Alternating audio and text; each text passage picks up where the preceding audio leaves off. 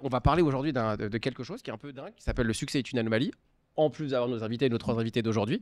C'est un livre. Déjà, je vais commencer par faire le truc qu'on fait normalement à la fin. Ça veut dire remercier toutes les personnes. J'ai commencé par remercier la maison d'édition qui m'a permis d'écrire un livre. Ce que j'avais pas imaginé faire dans ma vie.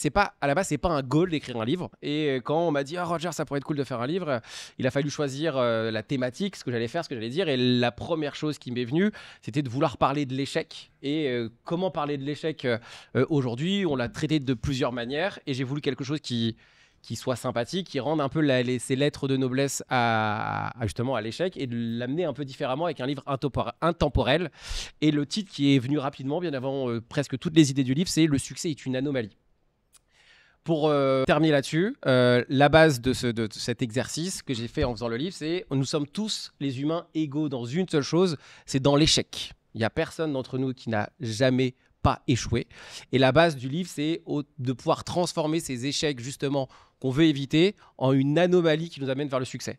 Et donc, qu'est-ce que j'ai fait? Pour en parler, j'ai écrit un livre et on fait cette journée grâce à la maison d'édition. Donc, merci infiniment, les workers. Ils sont là-bas. Il y a Cassandre qui est là-bas. Donc, je peux dire que merci infiniment d'avoir l'opportunité d'écrire un livre qui restera. Donc, déjà, merci. C'est eux qui ont payé le truc, quoi. Ils ont tout fait. Ah oui, donc il faut bien les remercier. J'ai une maison sous écrire un livre. C'est elle qui a khalass, faut dire aux gens les vraies infos, quoi. Absolument, donc là je vis dans une maison magnifique. Grâce à voilà, c'est ça qu'il faut dire aux gens. Tu vas aller en Grèce, à Saint-Orin, il faut dire tout, quoi. J'y suis allé en plus à Saint-Orin. Oui, mais je sais très bien que tu y es allé, frérot. C'est pour ça que je dis ça. Et donc, quoi de mieux que de parler de l'échec avec un livre, mais aussi d'inviter des gens que j'aime beaucoup. Toutes les personnes que vous allez voir cet après-midi sont des gens que j'adore, qui ont une particularité qui vont dans ce livre, qui parlent de leur anomalie. On va voir Edgar Rive, que vous connaissez, je suppose, un minimum, qui a beaucoup de choses à nous raconter autour du succès. On va voir aussi ensuite Lolita, qui a un parcours de dingue, avec une histoire que vous avez peut-être pu voir dans le podcast également, qui va passer juste après, et Félix, que vous avez forcément déjà vu, parce que c'est un running gag avec Félix, à chaque fois, qui est juste là. On passe beaucoup de soirées ensemble, à chaque fois que je croise des gens, je dis « Tu connais Félix ?» Donc Félix, je suis un peu son daron gênant, voilà, avec qui on passe du temps ensemble. Je vais remercier forcément l'Action qui font la captation aujourd'hui, qui s'appelle 29 grammes, avec qui je fais tous les podcasts aujourd'hui. Donc vous voyez tous les décors là, j'ai changé quand même de décor pour un podcast. Ben, en fait c'est moi qui les fais chier, regardez, ils sont là-bas. Donc à chaque fois là, quand ils me voient arriver, alors dites-vous qu'on a changé quoi, 3 fois 4 fois de décor, je les ai fait peindre des studios en noir. Puis une fois qu'on a fait en noir, je leur ai dit on va faire des trucs en bleu. Et il y a quelques jours, je leur ai dit on va complètement changer de truc. Et ils m'ont dit non. Et je leur dis en plus on va faire une captation à l'extérieur. Ils m'ont dit non. Donc ils m'adorent parce qu'en fait sinon ils ne viendraient pas, un minimum. Mais sans eux, c'est impossible de capter le podcast. Donc déjà merci infiniment. 29 grammes. C'est gratuit encore. Ah bon? Je suis un mec où tout le monde m'offre tout. J'aime beaucoup, hein. C'est quoi le nom? Je vais écrire, moi. 29 grammes. Ouais, j'aime beaucoup le truc. Forcément, je remercie tous les invités qui sont là, Edgar Rive, Lolita, Félix, qui vont vous faire rire, peut-être pleurer, ou en tout cas vous donner des trucs. Il y a mon frère, il y a des amis qui sont là, qui ont vécu les histoires qui sont dans le livre. Vous allez voir, il y a mon... Ton frère te ressemble pas du tout, faut quand même le signaler. Rien à voir. Il n'a rien à voir, il est plus grand, il est plus beau, un peu plus beau. Ouais. Et il y a Julien, son surnom Bibou, j'avais dit que je le dirais pas, mais Bibou. Vous allez reconnaître, il fait un peu de musculation. Ah oui, Julien, s'il me traite de fils de pute, dis comment t'es au courant, c'est sûr, certain. Si jamais tu me dis fils de pute, dis comment t'es au courant. C'est sûr que je force pas, quoi. Donc, et dans ce livre, je parle, et donc il y a des gens qui ont vécu cette histoire, qui étaient avec moi au moment où je parle de moi dans ce livre. Qu'est-ce que je voulais dire d'autre encore? Je voulais remercier Tabata qui me suit dans toutes mes aventures, qui est mon assistante, qui est là-bas, que vous avez vu à l'entrée, que j'embarque avec moi dans toutes mes galères et dans toutes mes anomalies.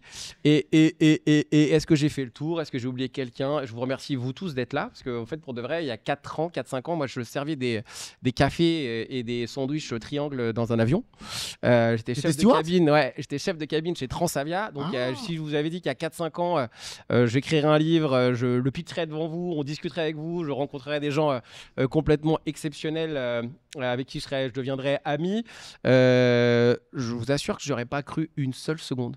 Donc là, je vous dis merci à vous, parce que sinon, c'est pas possible de faire ça tout seul dans sa chambre. Ou alors, c'est très chelou. Transavia, il y a toujours une couille avec eux. Hein. Ah, parce que j'y suis plus. Toujours. Voilà. Je tiens à signaler quand même que... Avant, il y a 5 ans. Bravo pour le parcours, génial. Mais Transavia, on leur chie un peu dessus. Je te dis la vérité. toujours une couille. Non, mais c'est vrai, frérot, il y a toujours une couille à Transavia. Il n'y a personne qui est de. Non, il y a personne. On est aussi là pour te dénoncer. Alors que moi, je passe mon temps à les remercier. On est là pour te dire la vérité, monsieur. Je crois que j'ai fait le tour. Merci infiniment. On va commencer avec Edgar Rive. Et ensuite, ça s'enchaîne. J'espère que vous avez fait des abdos, les gars, vraiment. Pourquoi t'as mis Anomalie déjà sur le truc là? Succès une anomalie. Pourquoi t'as mis Anomalie? Parce que c'est le titre du livre. Oui, c'est ça. J'ai bien vu que tu t'es positionné de manière définitive, a priori. Mais pourquoi Anomalie? T'as choisi Anomalie pour Succès? Parce que je suis parti du postulat que pour apprendre, on est obligé d'échouer et qu'en fait, échouer, c'est la norme. Et donc, en fait, ce qui est une anomalie, c'est de réussir. C'est vrai qu'on réussit plus qu'on y arrive, je suis d'accord. Tu vois. Ouais. Donc en fait, c'est de dire qu'en fait, le but, c'est de chercher l'anomalie dans son parcours, parce qu'on va pas y arriver tout de suite, quoi qu'il arrive. Ce qui me dérange dans l'anomalie, c'est qu'en fait, à un moment donné, tu t'organises pour réussir. Donc quand ça arrive, c'est pas non plus un choc total. Enfin, tu te mets en position de réussir. Ça peut ne pas arriver, mais tu te mets quand même en position. Tu vas prendre ton ticket quand même. Tu vois, tu t'organises, tu te mets prêt pour que ça arrive. Ouais. Quand ça arrive, bah ok, magnifique quoi. Alors on commence le podcast pour que vous soyez pas en PLS. D'accord, c'est parti. On y va. Je me posais la question, donc je me dis autant poser la question parce on peut carrément y aller. Parce que tu peux te préparer à réussir et ne pas y arriver, mais quand tu te prépares et que tu y arrives, c'était quand même le plan de départ. Je vais donner un contexte pour que tout le monde voit tout de suite. On a déjà fait des podcasts avec Edgar Rive. Je vous assure, ça dure normalement très longtemps. D'accord, ça peut durer très longtemps. Non, mais là, j'ai pas pris mon dessert, donc je vais pas être très long.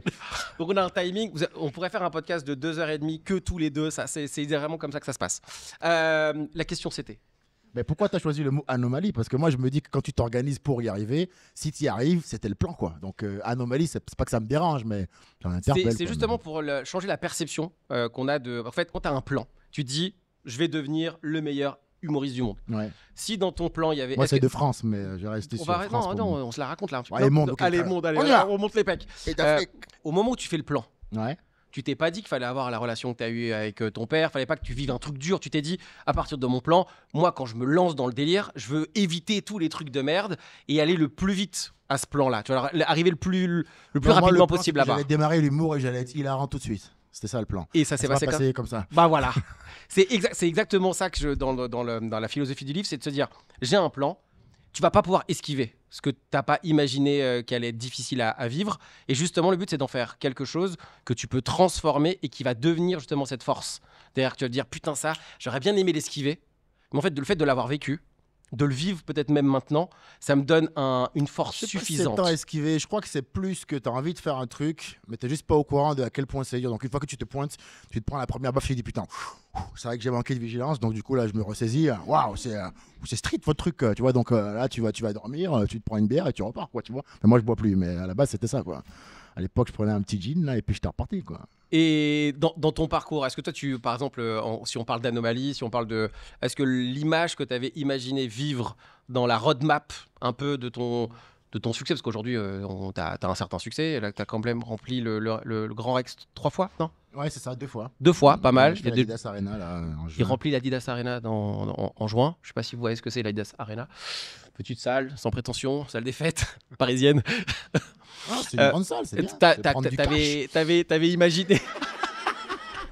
T'avais imaginé que ça se passerait moi, la Colombie aussi facilement. Pardon, excusez-moi. Je suis allé beaucoup trop loin. Là, je vais aller trop loin. Je retire. Faut faire attention, on est en plein mouvement MeToo, faut que je me reprenne. Ah, mais tu m'as invité, frère. Non, mais je sais, mais moi, je suis content de leur faire partir en couille, hein, c'est ça le concept. Sinon, je vais rester à la maison, hein, voilà. T'avais imaginé que ce serait comme ça? Écoute, il n'y a rien qui s'est passé comme prévu, frérot. Le but, c'est sûr, c'était de devenir artiste. Enfin, même pas au début, parce que moi, je suis fils d'homme politique africain. Enfin, mon père est mort cette année, donc ça, c'était une des épreuves que j'ai dû à gérer, mais il est mort en avril. Mais avant ça, c'était un grand homme politique chez moi, au Bénin, mon pays natal. Il a occupé plein de postes, ministre, député, ambassadeur, machin et tout. Donc le plan, c'était pas... Il s'appelle Edgar Rive, mon nom, il m'appelait Edgar Rive Junior. Donc après, il avait des plans pour moi quand même, et c'était pas troubadour, hein, je te cache pas. Donc quand j'ai dit que je voulais faire stand-up, c'était la première vanne, hein, je te cache pas, premier beat direct, premier beat tout de suite, quoi. Donc non, c'était chaud parce que je me suis retrouvé banni dehors, il a fallu que je me gère et voilà, j'ai arpenté comme j'ai pu la route pour arriver jusque là. Même ton père, il avait quoi comme plan pour toi? Parce qu'en fait, lui, il avait son... mon père, il était d'abord avocat de formation, grand cabinet d'avocats au pays, il a vraiment fait des jurisprudences dans le droit, c'est une vraie référence chez nous au Bénin, et puis en plus homme politique derrière. Il a fait tous les postes au président de la République, donc je pense qu'il avait ce délire un peu mégalo, c'est des gars qui ont du pouvoir de mon fils poursuivra mon œuvre. Bah non, troubadour, frère, vraiment raté complet, quoi, tu vois. Mais je pense qu'il voulait, on m'appelait Edgar Rive Junior, c'est-à-dire Edgar Rive comme lui. que je reprenne un peu la route, quoi. Et qu'est-ce qui a fait que t'es pas allé parce que ça aurait pu être presque même plus facile d'y aller. Tu vois, genre, pu choisir la facilité. Ouais, mais c'était chiant. C'est un argument assez convaincant, tu vois. J'essaye de faire des trucs qui me font kiffer, qui me font vibrer, quoi, tu vois. Et je suis allé. En plus, ça, en vrai, je voulais bien le faire au départ. Pendant que j'ai fait mes études de droit, j'ai ma licence de droit. Donc, je suis quand même allé jusqu'à un certain point dans le droit. Juste, j'ai arrêté quand il fallait choisir entre master et après, parce que je me suis rendu compte que le droit, mec, c'était archi chiant. Si c'était c'est par cœur. En fait, si c'était que, genre, on va plaider, ça, franchement, j'aurais kiffé. Faire le show au tribunal, madame le juge. Voilà, mon client, il avait juste un peu bu, il a claqué les fesses, mais qu'une seule fois. Tu vois, essayer de. Ouais, je sais pas si c'est comme ça que ça se passe, hein, voilà. Mais essayer de plaider, quoi. Tu vois, je m'étais fait une vision de la plaidoirie qui ressemblait plus à un one-man show, je te l'accorde. Ce qui fait que je suis au bon endroit, finalement. Mais au départ, je croyais que j'allais proposer quelque chose, tu vois. Après, je me suis rendu compte qu'on passait beaucoup de temps à bûcher, bien plus à bûcher qu'à plaider. J'ai dit, ah non, par contre, c'est pas pour ça que j'ai signé, pas pour les codes civils, les machins. Ça, c'était vraiment chiant, chercher les articles, bûcher, machin. Je préférais vraiment la partie cuite à la fac, moi. C'est vraiment ça qui m'a plus plu. Et au moment où tu veux passer ce truc-là, où tu vois, tu te dis, bon, bah, je vais pas terminer comme mon père, je vais pas faire ce que lui il fait. Parce que vous connaissez l'histoire d'Edgar Rive ou pas du tout? Quelques-uns, oui. Ne répondez pas à mes questions, c'est génial. Est-ce que vous connaissez ou pas? Levez la main si vous avez peur de parler. Là, vous connaissez pas? Qu'est-ce qui se passe au moment où tu bascules de vouloir dire à ton père j'y vais pas? C'est-à-dire que même si c'est un père africain, je pense que je vais pouvoir lui vendre le truc, quoi. Bon, j'étais trop ambitieux. Il a pas voulu. Il m'a foutu dehors. Et puis voilà, à partir de là, je me suis démerdé. Hein. Ok, donc première anomalie finalement. Genre, c'était pas dans mon parcours, c'est parce que j'avais prévu. T'as pas prévu de passer quelques temps? De me retrouver dehors dans la rue à Poitiers? Non, c'était pas dans le plan. Non. Et on a géré ça, quoi. Je pense que ce qui compte, c'est pas ce qui t'arrive, c'est ce que t'en fais, c'est ce que tu décides de faire. Et ça, c'est vrai pour n'importe quelle étape que t'as dans la vie, n'importe quel truc que tu vis ou que tu subis. Ce qui compte, c'est même pas ta résilience, c'est ce que tu décides de faire. Donc après, on dira la résilience parce que tu t'accroches et tu continues d'avancer. Mais en vrai, c'est ce que tu prends comme décision. Ça reste un choix. Être frappé par un truc, tu le choisis pas. Mais comment tu réagis, a priori, c'est un pouvoir qui est entre tes mains. Qu'est-ce que ça t'a apporté le fait de vivre cette anomalie-là, d'être en galère dehors, d'être... Bon, ça apprend un peu de débrouillardise, hein, je te cache pas. Mais, non, bon, c'est sûr que c'était relou, mais écoute, aujourd'hui, j'en suis plutôt content. Ça m'a amené quelque part. Je pense que ça a forgé davantage mon caractère. Parce que quand je me suis retrouvé dehors, j'étais un fils d'ambassadeur qui avait 1500 € par mois à rien foutre. Je me cuitais la gueule avec mes potes, j'étais le king de la night. J'étais bon. Derrière, c'était un hamburger, sans sport, tu vois, vraiment, on se finissait la gueule, quoi. On était là pour mourir le plus vite possible. Et ouais, après, à la street, il n'y a pas le champagne, hein, donc forcément, on va dire, ça a épaissi mon cuir. Ça m'a appris à subir, ça a développé une grande résilience chez moi, ce qui fait qu'après, quand je suis arrivé dans le milieu de l'humour, on va dire que les trucs qui touchaient les gens, moi, ça me faisait quand même plutôt marrer, quoi, tu vois, parce que je pense que mon curseur à moi, il n'est pas du tout au même endroit que beaucoup de gens, tu vois. Quand j'ai démarré l'humour en faisant mon premier sketch qui a buzzé sur la corruption, où je dénonce les rapports France-Afrique, donc forcément, je parle de Vincent Bolloré. À ce moment-là, j'ai eu des coups de fil de Hanouna, de machin pour me foutre la pression et ils étaient choqués parce que moi j'étais mort de rire. J'étais en mode, mais qu'est-ce que vous allez me faire que j'ai pas déjà vécu? Tu vois ce que je veux dire? Pareil à la télé, j'en ai rien à foutre. Ce qui compte, c'est d'avoir un canal de diffusion. J'ai internet, je poste des sketchs, je blinde mes salles, ça me suffit très bien. Mon boulot à moi, c'est pas star. Ouais. Si c'était star, il faudrait que je passe à la télévision. Mais mon boulot à moi, c'est d'être humoriste. Donc il me faut une salle remplie, de la lumière, un micro et puis je fais ce que je sais faire. Ouais, donc finalement, ce truc-là, c'est un des piliers de ta détermination et du fait de alors, c'est pas le pilier principal, mais c'est un bon pilier. T'en parles relativement souvent quand même. C'est forcément central. Ouais. Tu vis une épreuve comme ça, soit tu coules, soit tu grandis et tu t'améliores. C'est vraiment le délire de ce qui te tue pas te rend plus fort. Pour le coup, ça c'est quand même particulier. Donc quand tu sors de là, au moins, tu sais qui t'es.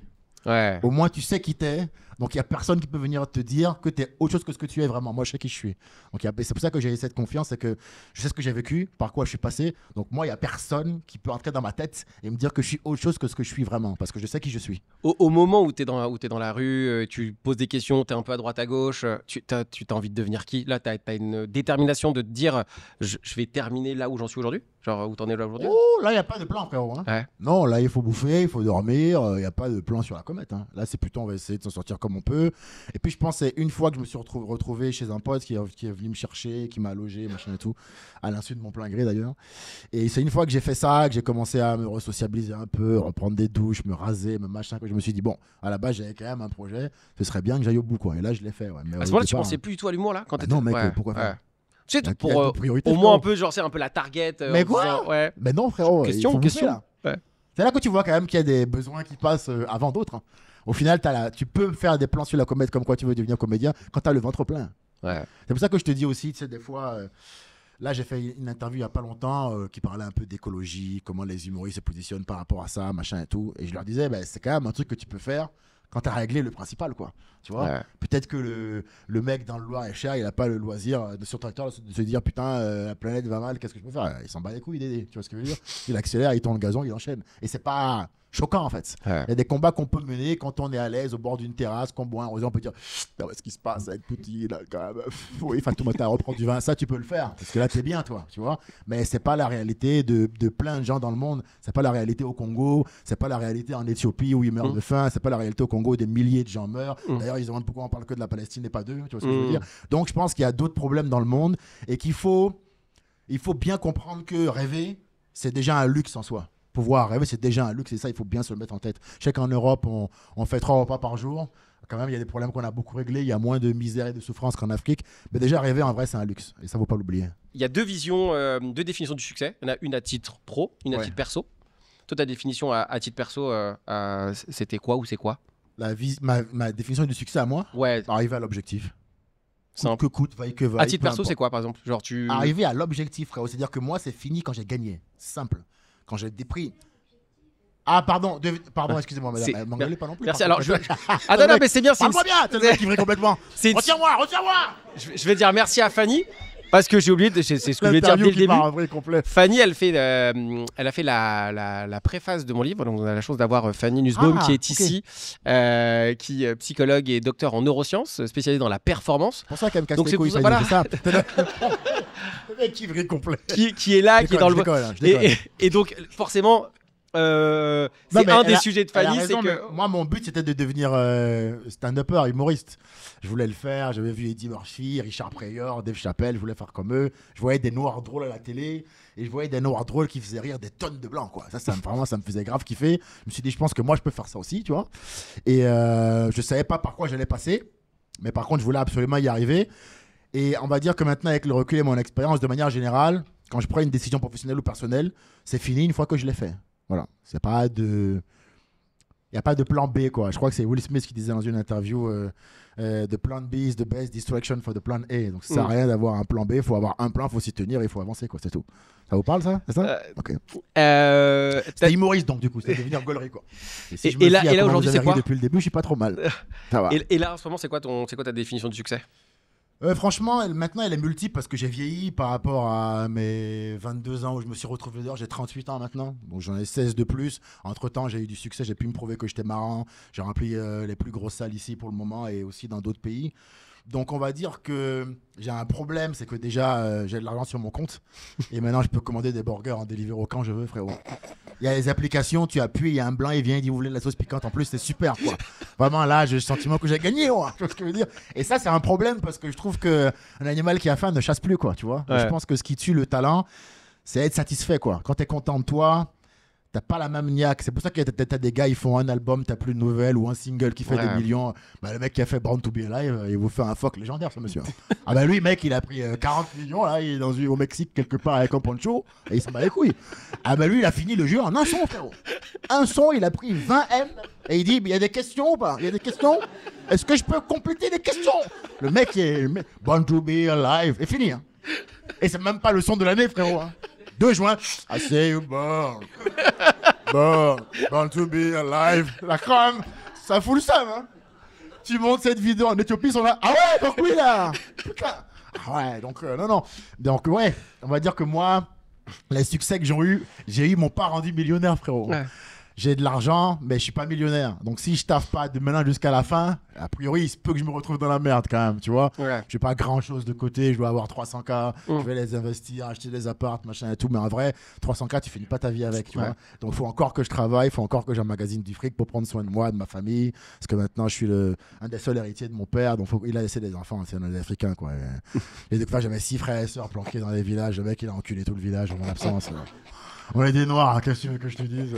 Même la vendeuse de tomates, il l'a saigné, la dame. Et avec ceci, bah, votre cul, c'est ce qui va se passer. Madame, il a fait des jumeaux. À l'enterrement de mon père, frérot, il y avait 7 femmes différentes et 12 enfants. Et ça, c'est la portée officielle. Hein. Le mec a ken toute la vie, quoi. Tu sais, vraiment. On est des noirs, qu'est-ce que je te dise, tu vois.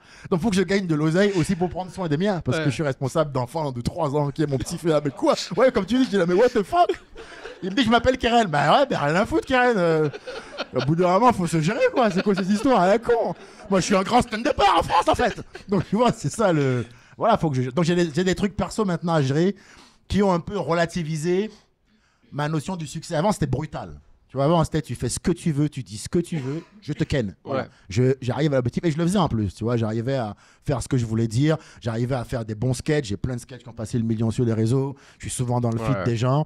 Donc, ce truc-là que je voulais, honnêtement, je sais que je l'ai fait. Je sais que je suis bon, je connais ma qualité, ça va. Et ce qui est cool, c'est que les gens t'aiment pour ça aussi. Les gens, ils t'aiment pour ce côté hyper authentique, le fait en plus d'assumer ton histoire, d'assumer tes prises de parole, de te mettre un peu en danger aussi parfois. Oui, non, tu sais, ça, c'est un truc dont on a souvent parlé, mais en fait, je pense que.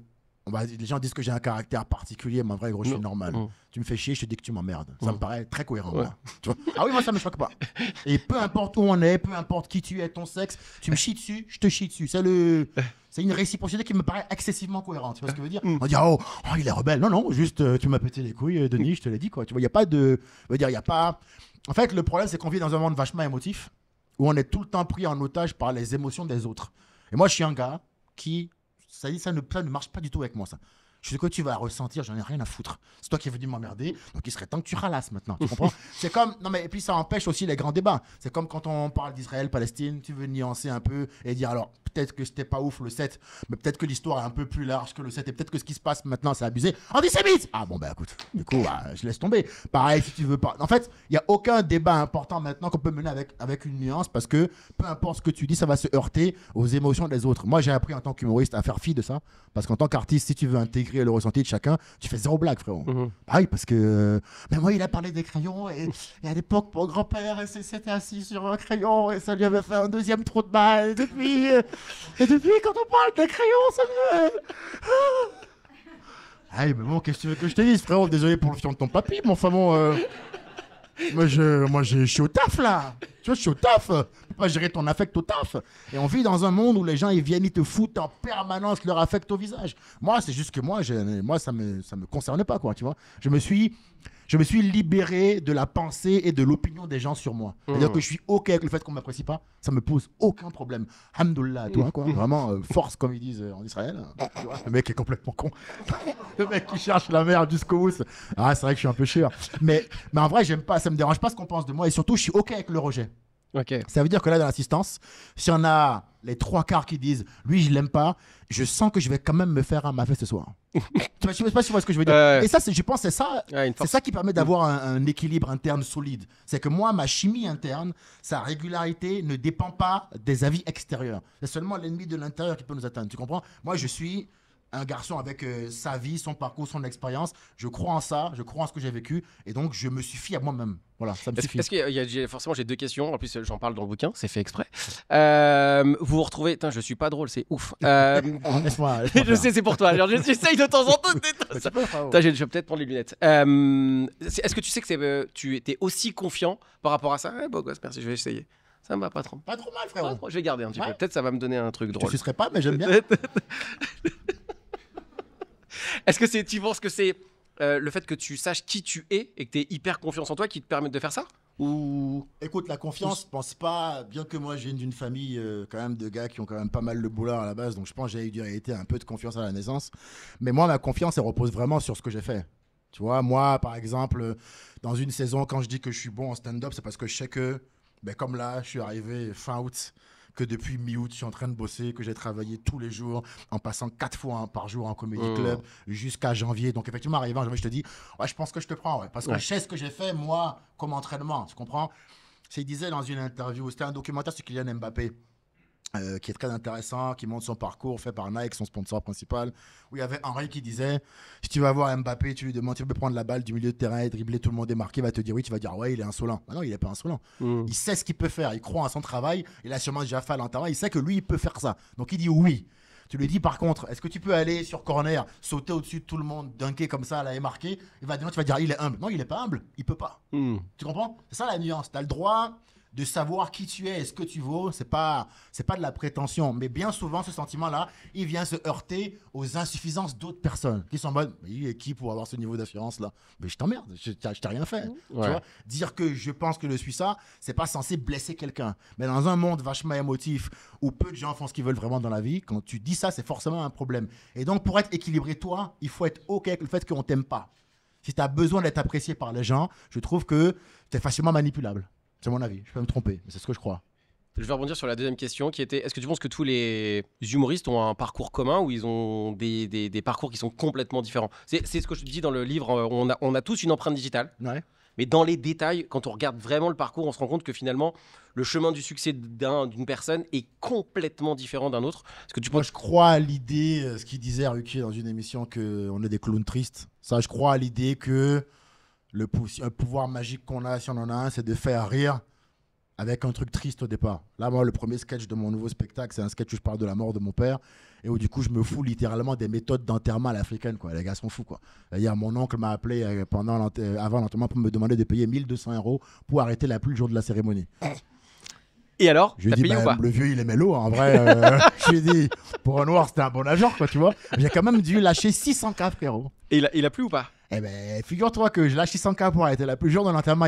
Il pleut pas de ouf, mais il y a un peu des petits crachins, tu vois. Donc, je le regarde en mode, en fait, tu rembourses, le fils de pute, tu vois. Et il vient me voir et il me fait, t'imagines comment il aurait plu si on n'avait pas bloqué un minimum l'eau, quand même, machin. Génie de lumière. Non, forcément, ça, je le mets en sketch parce que je l'ai trouvé hyper drôle. Ouais. Donc, je le dis, effectivement, les gens, ils en rigolent. Donc, ce qui compte, c'est un peu ce qu'on en fait. Donc, ça, oui, je pense qu'on est des clowns tristes, qu'on prend de la matière triste au départ et qu'on en fait un truc marrant. Je pense que c'est ça l'essence d'un artiste, normalement. Okay. Vrai, c'est vraiment faire pousser une fleur dans la merde, quoi. Tu vois, c'est vraiment ça. Mais par contre, après, je pense qu'on est tous d'obédiences diverses, d'horizons diverses et qu'on n'a pas du tout le même parcours et que ça ne nous a pas ramené les mêmes qualités. Moi, je pense pas qu'il y en a deux comme moi et je pense pas qu'il y en a deux comme qui que ce soit ici. Voilà, je pense qu'on a tous notre singularité. Moi, je pense que t'as pas vu de gars comme moi avant, et je pense pas avoir vu de gars comme toi avant. Tout à fait, et on s'entend bien en plus. Bah c'est oui. Que ma femme, elle me dit que t'es mon frère spirituel. Elle m'a dit que tous les deux pareil. Mais t'es blanc quand même, frère. Mais je sais, c'est pour ça que je lui ai posé. Donc là, faudrait que notre daron, il est bien voyagé quand même. Ouais, je sais. C'est peut-être ça. Mais c'est vrai que je m'entends bien avec toi, j'avoue. Est-ce que vous avez des questions? Quelqu'un qui veut poser une petite question à Edgar Rive là-dessus, vous avez le droit de dire non. Allez. Ah, merci. La première, il en fallait une. Comment ton prénom et qu'est-ce que tu... Hélène. Okay. Y a un truc, comme quoi les humoristes sont souvent tristes, justement, je parlais des clowns tristes. Est-ce que tu penses que le succès est synonyme de bonheur? Elle va faire le podcast. Est-ce que la question c'est est-ce que le succès est synonyme de bonheur? Franchement, quand j'étais jeune justement et que je voulais y arriver, j'étais sûr que oui. Mais la vérité, en tout cas pour moi, avec mon caractère, tous les gens que j'ai envoyés chier sur la route, comment j'ai dû bosser pour en arriver là, c'est que la réponse pour moi, elle est quand même mitigée. Parce que quand tu réussis, reste encore tous les sacrifices que tu as dû faire pour en arriver là, qui viennent quand même tempérer ton succès et t'amener un peu l'humilité nécessaire justement pour pas péter un plomb. Moi, je pense que justement, avoir tout d'un coup, ça fait que tu peux exploser. Mais quand tu as bien souffert pour en arriver là, il y a ce côté, bon, de toute façon, ça aurait pu ne pas arriver. Donc, c'est quoi? On va prendre ce chorizo là, on va le bouffer, on verra la suite plus tard, tu vois. Donc, je pense pas que c'est forcément signe de bonheur. Je pense que ça y contribue. Je pense que ça contribue surtout à l'estime de soi et que l'estime de soi permet après de se retrouver heureux. Je pense que ce que le succès t'apporte de plus précieux, c'est justement le chemin qui t'aide à savoir qui tu es. Tu comprends? C'est ça qui est important. C'est-à-dire pour aller d'un point A à un point B, l'endroit où on passe le plus de temps, c'est le chemin. C'est ça qui est important. C'est tout ce que tu fais sur la route, comment tu résistes, comment tu te soumets quand tu n'as pas le choix de le faire. Tu vois, parce que c'est ça, moi, c'est mon milieu. C'est au départ, il y a des moments, il faut te mettre virtuellement la table de quelqu'un dans la bouche et masser. Hein, tu vois, parce que... mais tout le monde sait... sauf à ne pas travailler ou ne pas être dans le monde du boulot. Mais tout le monde sait comment les humains sont, quoi, tu vois. Donc, un chemin, c'est quelque chose de difficile, tortueux, où il faut prendre beaucoup sur ce par moment. Parce que mourir bêtement n'est pas une preuve de courage. Donc, des fois, il faut accepter de se faire un peu marcher dessus pour arriver à un objectif et peut-être lui dire 5 ans plus tard, toi, je te dois beaucoup de douleur, donc c'est le moment de me rembourser. Ah ben, c'est bien le comeback aussi, tu vois ce que je veux dire. Mais en tout cas, je dirais pas que le succès est synonyme directement de bonheur. Je pense que par extension, on peut y arriver, mais je pense que l'estime de soi, c'est le cadeau le plus important qu'on s'offre en poursuivant une quête, en tout cas. Plus que le succès, je pense que ce qui compte, c'est la quête. Tu vois, plus que le résultat, ce qui compte, c'est d'avoir une quête et d'être dans cette quête-là, parce qu'on découvre plein de choses sur soi, sur la vie, sur les autres. On grandit en ayant une quête. Et finalement, qu'on y arrive ou pas, c'est pas le plus important. Ce qui compte, c'est qui on devient pendant la quête. Tu vois ce que je veux dire? Alors, ce que j'adore, je sais pas si tu as lu entièrement le livre ou pas. Quel livre? Celui-ci. Ah, j'ai pas lu.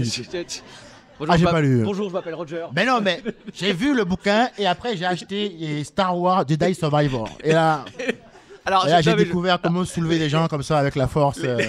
Ça, j'ai pas du tout lu. Les mais trois c'est sont super. des amis C'est un super bouquin en tout cas. qui sont là aujourd'hui. En fait, ce qui est très drôle, et je le fais très souvent quand je parle de ce livre, je pose toujours la question aux gens, est-ce que vous avez une recette du succès?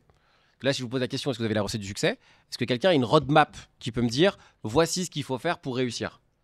La grande majorité, je pense, vous n'avez pas cette roadmap.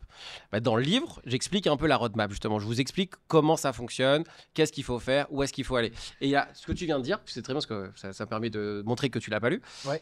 Là, on parle de succès. Et là, il y a à page, on dirait que je suis prof d'école. À page, prenez votre livre, page 61. 61, vous avez ce que les gens voient du succès. C'est une ligne toute droite, toute sympathique, qu'on voit là, juste là, c'est super, vous voyez super bien ceux du fond, je suis très content pour vous. Et en fait, on s'imagine ça, alors qu'en fait, la finalité de ce que tu dis, c'est ça. Ouais, c'est un chemin plus tortueux. Ouais. C'est un chemin digne d'une empreinte digitale qu'on peut avoir, ce que je disais tout à l'heure. C'est-à-dire qu'on voit le succès, on pourrait dire, Edgar Rive, putain, le mec, il est trop fort, vous avez vu, il a tout transformé dans sa vie, c'était génial, il a fait énormément de ses anomalies, il en a fait une force, sauf que si tu avais pu éviter certaines, tu les aurais évitées. On est d'accord? Oui, il y en a beaucoup que j'aurais pu éviter. Sauf que quand on te voit aujourd'hui, on se dit le mec est trop fort. C'est paradoxal parce que j'aime bien la place où je suis, mais c'est sûr que c'est une route qui fait que je porte beaucoup de blessures, de douleurs en moi. Tu vois, là, durant ma saison, comme mon père m'a foutu dehors, on ne s'est pas parlé pendant presque 14 ans. Et quand on a commencé à se reparler, il est mort peu de temps après. Donc moi, au moment où je me suis remis dehors et maintenant, j'aurais jamais revu mon père physiquement. Tu vois? Okay. Donc ça a été un truc très douloureux. Ça arrivait en pleine saison et tout. Il a fallu que j'arrête ma saison, que j'aille enterrer mon père, que je revienne faire rire les gens. Je peux te dire que là, mon gars, en termes de résilience, je peux te dire qu'il faut vraiment prendre sur soi. Mais t'as même fait rire l'enterrement. Ouais, j'ai même fait rire l'enterrement. Franchement, c'était hyper beau ce que t'as fait. Oui, il y a une vidéo où j'ai fait des blagues. Parce que je pense que c'est ce qui reste de plus beau à la fin. Je pense qu'il y a beaucoup d'émotions qu'on peut faire passer à travers les blagues. Les gens, ils savent que tu es triste, mais pour autant, tu as décidé de pas forcément verser alors que tu pourrais le faire dans une forme de misérabilisme. Tu décides, pour rendre hommage à ton père, d'en faire un moment un peu plus gai pour tout le monde. Et je pense que ça veut dire que tu prends sur toi et c'est une preuve de résilience. Et pour moi, c'est important de pas trop déborder dans les émotions. Je viens d'une culture où on doit faire preuve un peu de stoïcisme et prendre un peu sur soi. Et c'est sûr que je suis pas du tout à l'européenne là-dessus, mais pas du tout. C'est-à-dire parce que je trouve dans la vulnérabilité. Non, attention, je suis un garçon vulnérable, mais doucement mon frère. Je suis pas vulnérable, tout doux, tu vois.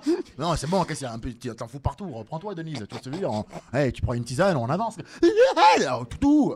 Les gens ils sont ici vous allez un peu loin quoi. Tu vois, je trouve qu'on est dans un monde où on encourage vraiment les gens maintenant à mettre leurs émotions sur le devant de la scène. Les gens érigent les émotions au niveau d'arguments et c'est encore bien ce qui nous fout dans la merde dans laquelle on est actuellement parce que maintenant tout le monde dit mais moi j'avais un problème d'ongle hier soir mais on s'en bat les couilles Michel. Tu vois ce que je veux dire? Et ça il faut le dire un peu plus aux gens. Donc je pense que je l'ai beaucoup dit en vidéo, en interview, en sketch, en machin. Donc quand ça a été mon tour, fallait bien que je montre aux gens que j'incarnais un peu ce que je disais, tu vois. Je l'ai fait pour moi, parce que c'est bien que je m'en fous de la vie, etc. Mais quand même, j'aime bien être cohérent dans la vie. Donc oui, certes, je suis arrivé quelque part, mais c'est pas sans cicatrice, quoi. C'est au prix de pas mal de douleurs, de blessures. Parce que qui plus est, je pense que dans un monde où on te dit sans cesse qui tu dois être pour être considéré comme quelqu'un de bien, au regard de la société, tu vois. Je pense que dans ce monde-là, être soi-même, ça passe forcément par le fait d'envoyer chier 2 ou 3 personnes ou 2 ou 3 entités. Donc quand tu fais ça, forcément, t'es pas forcément à la mode, mais qu'est-ce que t'en as bien à foutre? Ce qui compte, c'est être toi-même. Est-ce que tu as des questions? Parce que là, je t'ai posé beaucoup de questions, mais est-ce que toi, tu as des questions? Bah oui. Dis-moi. Combien s'est vendu le bouquin? Alors, franchement, je sais vendu. Est-ce qu'il y a de la quicheta? 15,90. Est-ce qu'il y a de la quicheta? J'espère acheter une deuxième maison à Santorin bientôt. Ça sort quand? Là, c'est aujourd'hui. C'est aujourd'hui là? Ça sort maintenant là. On est en plein là, mon frère. Ouais, on est là, c'est parti. Ta femme n'est pas venue? Non, les enfants, ils sont à la maison tranquille. Ouais, ils sont en train de traire des chèvres et tout. T'es heureux? Tranquille. Ouais, franchement, heureux dans quoi? De manière générale. Alors, moi, j'ai énormément de chance. Est-ce que le ratio tend plus vers la joie ou tend plus vers la tristesse? J'en parle dans le livre. Moi, j'ai gagné le jeu de la vie il y a une dizaine d'années. Le jeu de la vie étant? étant de pas déjà terminer dans une situation très compliquée, un peu comme la tienne, et qui dure pendant très très longtemps. À partir du moment où tu t'aimais pas Transavia, tu dis que c'était une T'es en train galère. de dire que j'ai perdu le jeu de la vie, c'est ça que t'es en train de dire? Non, je dis que moi je sais quand est-ce que je l'ai gagné. Ah, ok. Je sais à quel moment de ma vie je suis passé de galère, hyper galère, meurt de mon père qui se suicide dans mon salon un samedi après-midi. Ah oui, toi, t'as ceinture noire. Le bon truc. T'es ceinture noire. Galère, pareil, hein, une année d'errance un peu partout à vivre à droite à gauche. Mon frère chez qui j'ai habité, dans son foyer de jeunes travailleurs. Vous avez le même père, j'imagine. Bah oui, c'est une très bonne question parce que lui aussi, il a débroussaillé la Côte d'Ivoire. Qui s'étend un peu à droite à gauche. Les hommes, c'est des grands baiseurs. Là, il faut bien reconnaître quand même qu'on a un problème avec notre zizi. Blague à part, on veut le mettre dans des trucs ou des gens. On a connu c'est fou, quoi. On a connu des frères et sœurs pour de vrai le jour du notaire. Donc c'est un problème aussi, quoi. On a découvert Excuse-moi, j'étais parti en couille là. Tu m'écoutes même pas. Ouais, j'étais parti en couille. Aucun respect. Excuse-moi. Ils ont pas de respect. Excuse-moi, l'humoriste m'a rattrapé. Excuse-moi. On a découvert des frères et sœurs pour de vrai. Ah bon? Le jour du truc du notaire. Quel enfer. Ils ont dit vous avez faut qu'ils signent le papier parce que sinon vous allez rien avoir du. Bon, on n'a pas eu grand chose. Tu me diras, moi c'est pareil. Il faut signer. C'est pas que c'est quand tu m'as parlé de ça j'ai fait oui, il faut bien qu'ils signent. En tout cas que le représentant légal puisse signer. En tout cas, dans l'occurrence c'était les maires. Ouais, mais ils ont signé parce qu'ils ont dit bon, il a fait 2-3 trucs un peu bizarres. Ils ont dit ça va peut-être nous foutre dans la merde. Ouais. Ça a été plutôt une bonne idée en plus pour de vrai. Et donc moi je sais quand est-ce que j'ai gagné. Ouais. Et c'était quand je suis devenu steward, avoir un vrai travail, un CDI, un truc, une vie de famille, un truc où je me suis calé. J'ai dit j'ai gagné au loto quoi. J'ai l'impression que pour les gens qui ont, je pense qu'il y a plusieurs logiciels, systèmes de souffrance différents. J'ai le sentiment que pour ceux qui ont eu des gros problèmes familiaux, déjà s'en extraire, c'est-à-dire avoir un boulot, être loin de ça, c'est déjà une victoire, j'ai l'impression. De ouf. Bah, moi quand il est mort, j'étais autant soulagé. Alors j'étais soulagé et triste, mais je me suis dit c'est terminé. Genre, c'est réglé. J'ai fait c'est bon, c'est fini parce que bon il était un peu violent pour le coup, pas mal. Et j'étais aussi triste que soulagé. Je me dis c'est bon, c'est fini. Et au moment où je pense que c'est fini, et ben non, ça continue. Genre ça continue pendant encore quelques années. Et au moment où j'arrive, au moment où je deviens steward et tout, je me dis j'ai un salaire. Je gagne 3-4 000 euros, j'ai un appartement, j'ai une femme génialissime, j'ai un toit, un frigo, une femme. J'ai un truc, je peux m'acheter des trucs en me disant waouh, c'est ouf, tu vois. 3-4 000 euros, franchement, c'est un bon salaire. En tout cas, c'est très correct, 3-4 000 euros. Je suis en mode, je gagne plus que des potes à moi qui avaient des superstitions et je me dis tu vois le vice de l'humain. Je gagne plus que Michel. Franchement, mais j'avais même jamais imaginé. Tu vois l'humain comment il est. J'avais jamais imaginé que c'était possible, tu vois. T'es à la poste. J'avais pas imaginé que c'était possible. Je connais personne qui a la poste. Moi non plus. Donc j'étais donc moi je sais à partir de ce moment-là, j'avais gagné, tu vois. Donc là tout ce que je vis maintenant, je suis en mode il y a du rab, tu vois. Ouais. Il y a du rab, je vais un peu plus loin, je me dis jusque où ça va s'arrêter, tu vois. Genre je tente le truc en me disant vas-y, il y a un moment ça doit s'arrêter. C'est rare mais moi c'est un peu quand même pas l'inverse, mais c'est pas vrai du tout ça quoi. C'est j'ai beau avoir eu des grandes souffrances, j'ai vraiment faim quoi. Je suis pas satisfait, tu vois. Je suis pas satisfait. Ouais. Je me dis jusque où ça va aller, tu vois. Ouais. Jusqu'où je peux aller, jusqu'où tenter. Je suis curieux de voir ce que je peux faire de plus quoi durant mon parcours. Tu vois, pas grave. Je suis curieux de voir jusqu'où je peux aller quoi. Bah c'est le même mécanisme. Ouais. Sauf qu'il y a pas j'ai pas ce truc de me dire en arrivant là, je serais arrivé. Tu vois, alors j'ai pas ce. Pour toi, t'es déjà arrivé. En fait, j'ai gagné un jeu de la. J'ai gagné, mais le but c'est de gagner encore, tu vois. Selon tes règles et ton curseur. Ouais, mon curseur à moi. Ça compte pour moi. Et de se dire, maintenant, je veux gagner plus. Pour moi, être heureux. À supposer que tu es honnête, être heureux, c'est toi qui sais. C'est ton barème, tu vois. Chacun a une notion du bonheur complètement différente, mais pour peu que tu sois honnête, parce qu'il y en a qui s'inventent un bonheur qui est complètement factice et pas réel, parce qu'ils ont besoin de se prouver par rapport aux autres. C'est pour ça que je te dis qu'il faut vraiment se séparer aussi de l'opinion extérieure pour pouvoir faire une analyse et une introspection viable. Tu vois, il faut vraiment se foutre du quand dira-t-on, se dire, moi je suis comme ça, moi je pense ça, moi je veux ça, moi je veux aller là. Et si tout ça dérange quelqu'un, qu'il aille se faire foutre. Mais c'est là-dessus où je pense qu'on a des similitudes. Parce qu'on dit pas de la même manière, mais c'est la même philosophie. Tu veux dire que je suis plus violent, c'est ça? Une façon plus africaine de le dire, peut-être. Ouais. Ils allaient tous se faire enculer, c'est ça que je voulais dire. Je n'aurais pas dit avec autant de classe et autant de tact. Peut-être qu'il faut que je m'améliore là-dessus. Non, mais moi je pense que c'est. Tu sais, moi c'est un peu même mon combat, que ce soit en interview, en podcast ou même en sketch. C'est que je considère qu'il y a beaucoup de gens qui avaient des aspirations, des envies, des velléités de quelque chose et qui ne sont pas allés au bout à cause de la vie des autres. Je pense que Quand tu tiens compte de la vie de l'autre, tu peux même ne pas mettre le t-shirt que tu as envie de mettre ce matin là parce que tu te demandes, putain, ils avaient dit que c'était moche Dragon Ball Z, donc je mets Son Goku au placard. Alors qu'en fait, c'est ça qui te fait kiffer, tu vois. Et je pense qu'un humain, il est riche quand il apporte à la société entière sa singularité. Donc j'encourage plutôt les gens à apporter leur singularité. Moi, c'est en ça que je suis tolérant, c'est que j'accepte que tu sois complètement différent de moi et autre chose, et ça me pose pas de problème. T'es pas quelqu'un de bien parce que tu me ressembles, j'en ai rien à foutre. Parce que je reproche beaucoup parfois. Un peu parfois à la gauche, ce côté, il faut être ceci, il faut être cela. On est plein d'êtres humains différents, on est d'horizons complètement diverses et c'est OK en fait. Tu vois, on peut être différent. Ce qui compte, c'est est-ce qu'on peut, même si on a des opinions politiques des fois très différentes, on devrait être capable, normalement, quand on est civil, de pouvoir boire un thé, partager un verre sans que ça parte en couille. Parce que c'est bien ça le problème, frérot. C'est bien ça le problème. Ça a mené au pire truc, il est différent de moi. Ça peut te dire qu'en tant qu'Africain, on sait quelque chose. Les Juifs aussi, tu vois ce que je veux dire, ça nous mène aux heures les plus sombres de notre histoire, de dire il est différent de moi et comme il pense différent de moi, c'est pas quelqu'un de bien. Tu vois, ça pour moi c'est un authentique problème et c'est les choses qui me révoltent le plus. Ceux qui considèrent qu'ils détiennent la vérité, qu'un monde juste, c'est un monde où tout le monde pense et doivent penser et ressentir comme eux. Ça, c'est un problème fondamental. Et je pense qu'il ne faut pas tomber dans ce piège-là. Il faut accepter l'altérité, il faut accepter les schémas, les logiciels intellectuels différents. Il faut pouvoir souffrir de la différence des autres. Et on me dit dans l'oreillette que je n'ai pas, qu'il va falloir que le timing approche. Est-ce que vous avez des questions? Vas-y Lolita, qui sera notre invitée juste après. Enchanté Lolita. On est tous pour finir des entrepreneurs, chacun dans notre domaine. Et en tant qu'humoriste, tu te vois où, je sais pas, dans 2 ans, dans 5 ans, c'est quoi la suite? Bon, moi, j'ai réussi à éviter le système qu'on a tous les artistes, le système des producteurs. Moi, j'ai réussi à m'en échapper, à sortir mes fesses de cette expérience assez rude où on a du mal à toucher la majeure partie de ce qu'on génère parce que justement, le fil à d'autres pour telle ou telle raison. J'ai créé ma structure. Donc, avec ma structure, je produis mes propres spectacles. J'aimerais bien, plus tard, produire des jeunes artistes, leur donner de la force et le faire d'une manière plus viable et plus saine que comment on l'a fait pour moi. J'aimerais bien donner de la chance à d'autres gens, investir dans plein de projets différents, mais toujours dans l'art. J'ai écrit mon film que j'ai fini il n'y a pas longtemps avec Pathé, qui s'appelle Solide, qui parle du coup de mon parcours, mais de manière humoristique. L'histoire d'un jeune héritier riche de famille d'avocats qui veut être stand-upper et qui va devoir se battre contre l'adversité de tous pour arriver là où il veut l'être. Donc c'est un peu une sorte de chemin de quête, mais de façon humoristique, qui sortira soit au cinéma, soit en plateforme. Ils sont en train de me casser les couilles, mais je suis en train de travailler sur ça. Je vais écrire mon bouquin. Puis voilà, c'est continuer à faire des œuvres et avoir le sentiment qu'à un moment donné, j'aurais apporté ma pierre à l'édifice et fait de la société un endroit un peu plus vivable. Normalement, pour moi, c'est quand même le rôle d'un artiste, de quelqu'un qui est dans l'entertainment. C'est quand même il y a cette notion de créer une bulle dans laquelle les gens, à un instant T, se réfugient, qui leur fait du bien. Et après, ils retournent se faire fister à l'extérieur, mais au moins 15 minutes de soulagement, quoi. Tu vois, voilà.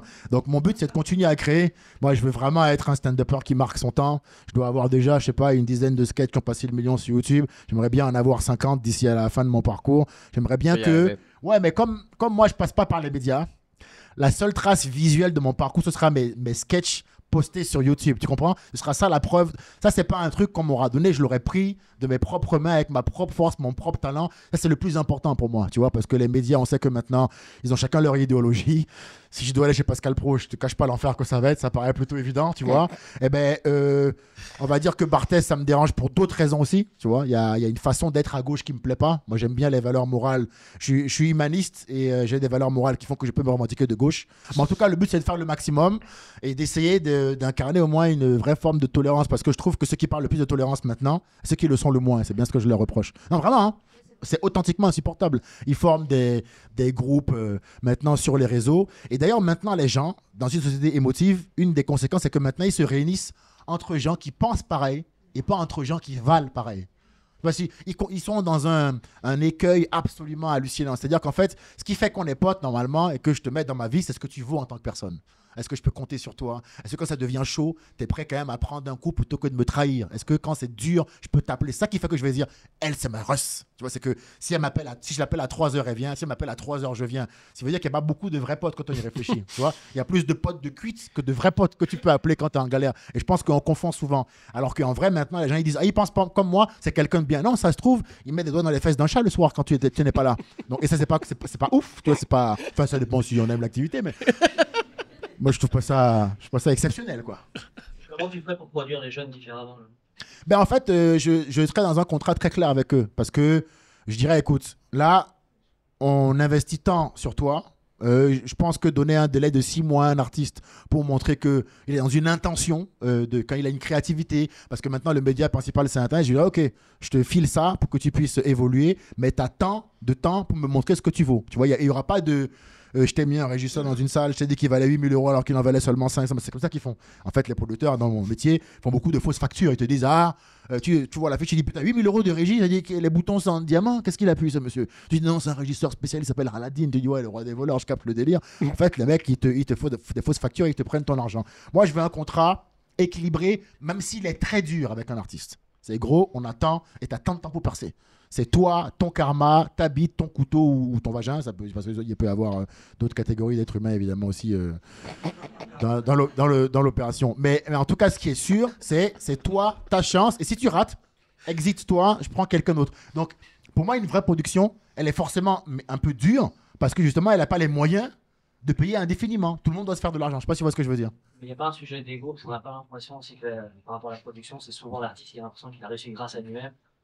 Et donc, au final, il se dit, le producteur va dire que c'est grâce à lui. Il y a un sujet comme ça. Mon gars, ce truc-là, c'est une bonne question. Et en plus, franchement, c'est vieux comme le monde. C'est comme... Toi, quand tu parles, t'es tout seul, quasi. Ah, j'ai pas dit ça? Non, c'est une question. Ah, bah si c'est une question, la réponse est non. Non, il y a des gens qui m'ont aidé, que j'ai eu la chance de rencontrer au bon moment, qui m'ont mis en position de performer. Et après, j'ai performé. Mais même quand on est bon, il faut encore faire les bonnes rencontres. Il faut encore avoir un peu de chance. Tu comprends? La déesse de la chance sourit à ceux qui sont audacieux, mais il faut quand même se mettre en position d'eux. Et pour se mettre en position, il y en a qui m'ont aidé. Je dois à tellement de gens d'être là. Je dois à ma mère pour son éducation. Je dois aussi à mon père pour ce qu'il m'a légué. Je dois aux amis que j'ai croisés qui m'ont donné des idées. Je dois aux quelques producteurs avec qui je me suis embrouillé, qui m'ont appris des choses dans la vie. Je dois à l'attaché de presse que j'ai rencontré, avec qui je me suis embrouillé, mais qui m'ont appris des trucs dans la vie. Je dois à tout le monde, aussi bien aux naysayers qu'aux soutiens. Je dois à tout le monde pour moi. Donc je ne considère pas que je me suis fait seul. C'est pas ce que je pense. Par contre, je pense que quand tu es producteur, avoir le tout dire que tu as fait un artiste, c'est quand même un peu gonflé. Parce que... C'est difficile aussi, parce que quand tu as convaincu quelqu'un qui monte à la réussite, tu penses aussi qu'on peut facilement passer à côté du travail que tu as fait pour faire réussir quelqu'un. Moi, je pense qu'il faut que chacun reste dans son secteur. Moi, je pense que la place de l'humoriste, il est sur scène, celle du producteur, elle est un peu dans l'ombre. Moi, je pense qu'à partir du moment où tu te trompes de spot, quand tu es producteur, les conflits arrivent. En vrai, tu n'es pas dans la lumière, frérot. La lumière, elle est sur scène. Si tu veux la prendre, va jouer. C'est simple. C'est comme Don King. Tu te souviens de Don King en boxe, comment tout le monde a fini par se taper avec lui? Parce que Don King, il voulait prendre la place de Mike Tyson. Au bout d'un moment, il dit, mais frère, va boxer au bout d'un moment. Tu mets les grands et tu nous montres ce que tu sais faire. On va voir comment tu réagis quand on te pique au foie. Parce qu'il ne faut pas sous-estimer ce que c'est que d'être artiste. Il ne faut jamais prétendre que tu l'es quand tu l'es pas. Comme moi, je prétends pas être producteur ou être ceci ou être cela. Moi, je suis juste un stand-upper. Moi, je fais juste des blagues. Tu vois ce que je veux dire? C'est ça mon talent. Bon, ben, ça demande quand même de prendre sur soi, de monter sur scène, d'affronter une audience que tu ne connais pas et de performer quand même. Faut pas sous-estimer ça, tu vois. C'est pas tout le monde qui est marrant. Tu mets tout le monde là, c'est pas tout le monde qui arrivera à faire rire l'audience. J'ai essayé plusieurs fois, ça a pas marché. J'ai essayé. Non, mais si, en plus, en vrai, t'es gaulerie. Mais tu vois ce que je veux dire? Moi, j'aime pas trop les prods qui se font plus grands, comme j'aime pas les artistes qui disent qu'ils se sont faits tout seuls, tu vois. Donc, c'était une bonne question piège, mais je pense que j'y ai bien répondu. Moi, je me suis fait avec beaucoup de gens. Je me suis fait avec beaucoup de gens, tu vois, mais pas mal de prods que j'aime pas et qui aussi payent les artistes bien souvent de manière complètement inique. C'est-à-dire qu'on a vu des gens générer des milliers d'euros et prendre un cachet de 200 balles, frérot. Tu comprends? C'est de ça que je parle. Hein. Je parle pas du mec qui a bien agi et il y a eu un conflit d'idées. Non, je te parle du mec qui t'a authentiquement fait les fesses. Hein. Ah oui, mon gars, je parle du mec qui a construit une terrasse dans ton fion. Je parle de ce gars-là. Bon, ben lui, frérot, il fait pas l'unanimité au sein de ma confrérie, je ne te le cache pas, effectivement. Tu vois, ben oui, effectivement. On veut au moins des rapports win-win, gagnant-gagnant. Au moins, je te paye ce que tu génères déjà. Tu vois, tu génères 10 000, je te dis gros, notre contrat c'est 60-40, 60 pour toi, 40 pour moi. Le contrat est clair, comptabilité lisse. Les mecs, tu leur demandes la comptabilité, tu l'envoies dans 7 ans. Ils disent non, attends, là, je change de secrétaire. Tu dis, ah, frère, toi, t'es en train d'essayer de m'enfiler. Et combien de procès? Tu vois, on ne pourra pas tout faire ici, mais. Surtout que là, il n'y a que ça, les procès, frérot. Tu sais, je leur avais dit. Tu regardes bien, il n'y a que ça. À la régie, j'avais dit, les gars, à 16h, si je suis encore avec Edgar, Yves, franchement, c'est qu'il y a un problème. Mec, il est 15h30. Ouais, bah, il nous reste 30 minutes. Après, il y a Lolita, il y a Félix. Non, mais avec plaisir. On va devoir. Je vais même pas dire, est-ce qu'il y avait une dernière question collective avant. C'est-à-dire que vous mettez, vous dites, je voudrais poser une question, vous mettez d'accord, vous en posez une. Ouais, ça va, mec, j'ai quitté ma console pour être là. Alors maintenant, un peu. Oui, jeune homme. Ouais, tu penses que l'humour va se développer comment dans les années à venir?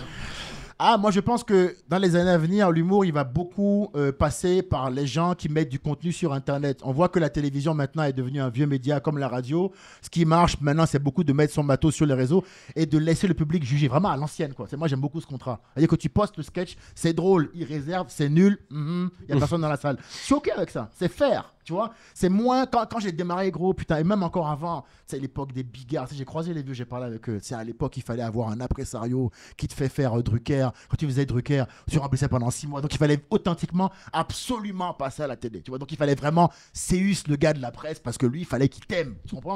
Et moi, j'aime pas cette notion de il faut qu'il t'aime. Il y a côté, mais t'es qui toi? Tu chies a priori, tu vois ce que je veux dire? Donc on va s'organiser pour être digne quand même, quoi.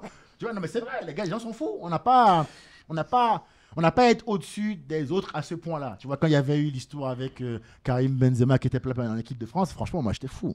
J'étais là, mais le gars, il est trop chaud. Parce qu'il y a un gars qui l'aime pas, il vient pas. Pour moi, ces trucs-là, putain, et Ballon d'Or et tout, hein, t'as vu comment il a répondu. Donc tu dis quand même, il a fait parler des chants chinois en conférence de presse. Hein. Pourquoi il n'est pas là? J'aime les chats.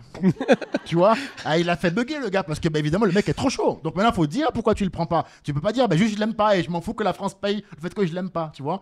Et je pense que il y a une génération maintenant avant moi, la mienne, qui a montré qu'on peut être indépendant et réussir comme ça. Et donc je pense que dans l'avenir, l'humour comme l'artistique va être de plus en plus indépendant. On voit des gens qui deviennent chanteurs incroyables en mettant juste des réels où ils font de la gratte dans leur salon, ils chantent comme des dieux, machin, gars, meuf. Moi, je connais une fille, Dina Musique, que j'ai vu percer comme ça. Elle a commencé à faire un petit son, Léa, en fumant un peu, machin. Elle est magnifique, elle est devenue une vraie star maintenant. C'est elle qui a fait le truc, la Palestine, la chanson où elle dénonce toutes les guerres, machin, tout qui est viral sur les réseaux et tout. Mais à la base, elle, c'est une meuf dans sa chambre qui a sa guitare, qui a une voix exceptionnellement délicieuse et qui fait des sons. Et je pense que demain, ça va être ça. Par contre, ouais, il faut être bon. En revanche, si tu veux contourner l'effort et le travail, là, effectivement, il faut pépon quelqu'un pour que ça passe mieux. Mais c'est vrai, c'est vrai. Tu n'es pas obligé de le faire quand tu travailles. Tu comprends? Quand tu bosses, tu te libères de la sucada. C'est simple. Ouais, c'est ça. Si par contre tu bosses pas, il faut demander à Philippe comment il va et si tu peux faire quelque chose pour l'arranger. Ah oui, mon gars. Ce qu'il fait à la fin côté du discours de style. Et je tiens à remercier tous les gens qui m'ont permis d'arriver jusque-là. Ah oui, frérot. Donc c'est un choix quelque part. Pour moi, demain, ce sera plus indépendant le divertissement. On va s'arrêter là-dessus. On peut dire merci, applaudir et bien arriver. Merci beaucoup. Grazie. Voilà, c'est fait, mon pote.